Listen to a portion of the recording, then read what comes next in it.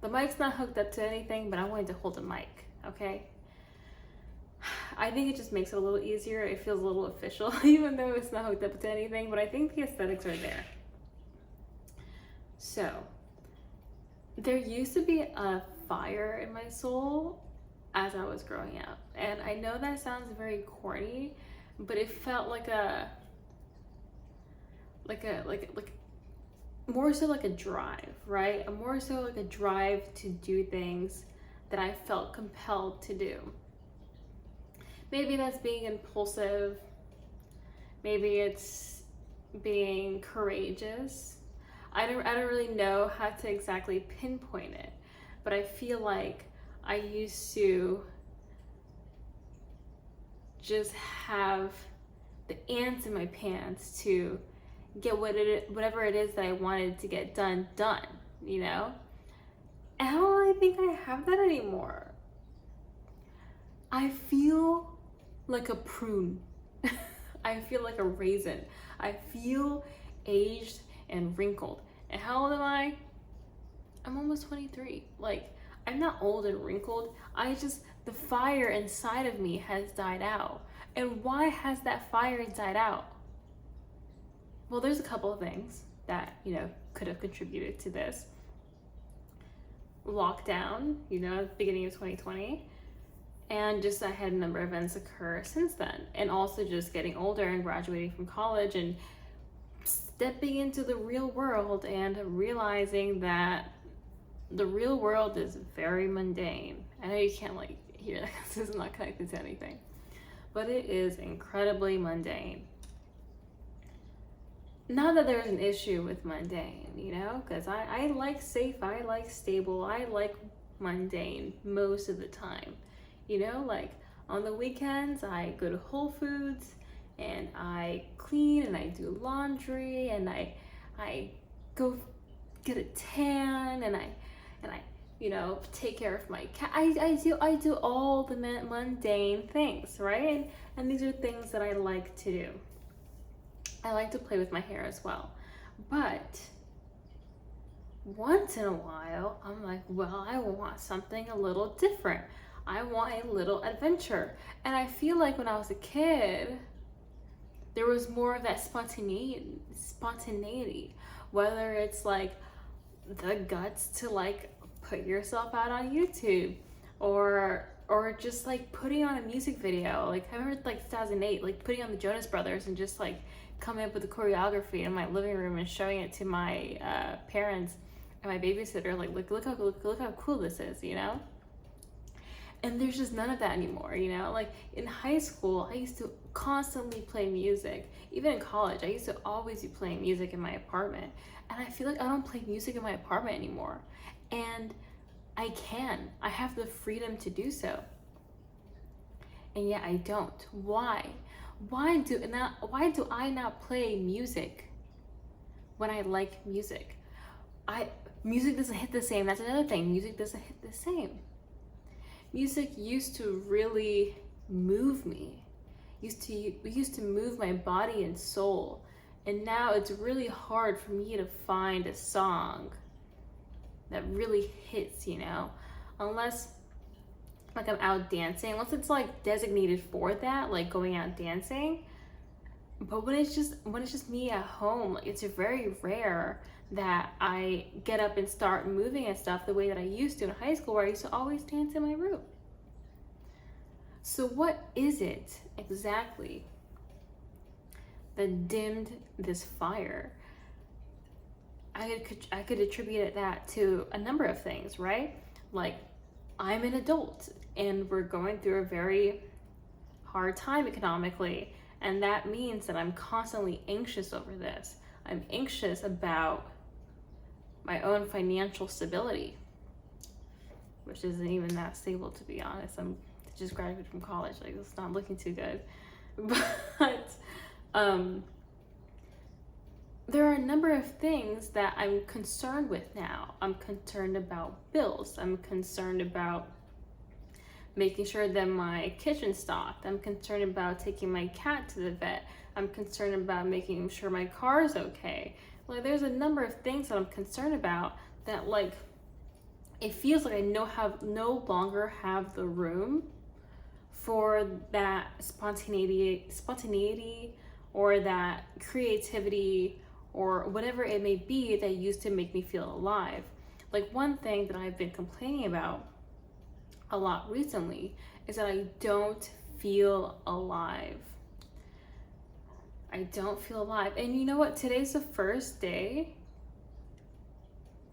in a really, really, really long time, I want to say about a year maybe, that I wasn't chronically fatigued the entire day. And I want to attribute that to daylight savings ending. Also, I think it's because I started taking magnesium supplements, and I believe that helps with that as well. But also because I've been really pushing myself to feel better, to feel alive. Like, I went to the gym at 7:30 this morning. I ate really well. I made an active effort to not spiral down negative thoughts. And it's taken a really long time to get here, and I still struggle. But today was the first time in which I felt alive in a really long time. And that really goes to show that what I said in my previous video about sleep hygiene really makes a huge difference, because I slept well last night.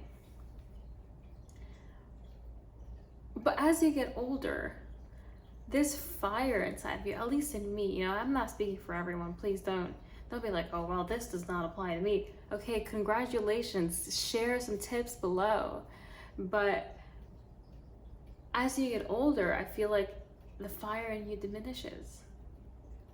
And I think it's because as you get older, you start approaching the age in which you saw your dream self being. It's like, oh, at 23, I'm gonna be doing this, and that, and my life's gonna be so dope and so cool, and all these amazing things are going to be occurring.